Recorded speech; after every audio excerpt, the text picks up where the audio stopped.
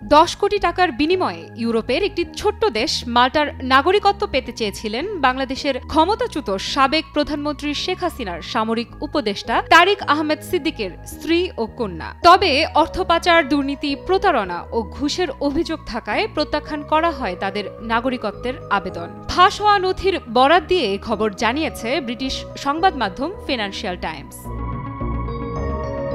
Financial Times জানায়, পতিত সরকারের সাবেক প্রধানমন্ত্রী শেখ হাসিনার সামরিক উপদেষ্টা ছিলেন ব্রিটেনের অর্থমন্ত্রীর দায়িত্বে থাকা টিউলিপ সিদ্দিকের চাচা তারিক আহমেদ সিদ্দিক। 2013 এবং 2015 সালে মোট দুইবার হেনলি অ্যান্ড পার্টনার্সের কাছে মাল্টার নাগরিকত্ব পাওয়ার আবেদন করেন তারই স্ত্রী শাহিন সিদ্দিক। তবে তার বিরুদ্ধে দুর্নীতি এবং ঢাকায় জমি আত্মসাতের অভিযোগ থাকায় দুইবারই তার আবেদন নাকচ করে দেশটির কর্তৃপক্ষ।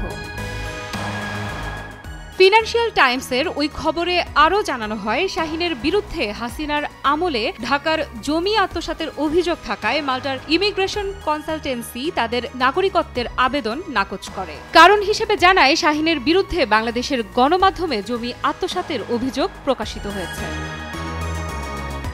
এদিকে মাল্টার নাগরিকত্ব বিনিয়োগ প্রকল্প পরিচালনার দায়িত্বে থাকা হেনলি অ্যান্ড পার্টনার্সের অভিযোগে বলা হয়, শাহিন সিদ্দিকের নেতৃত্বাধীন প্রচ্ছায়া নামক একটি প্রতিষ্ঠান ঢাকায় মূল্যবান জমি দখল করে। শাহিন তার 2013 সালের পাসপোর্ট আবেদনে প্রচ্ছায়ার চেয়ারম্যান হিসেবে নিজের ভূমিকা উল্লেখ করেছিলেন।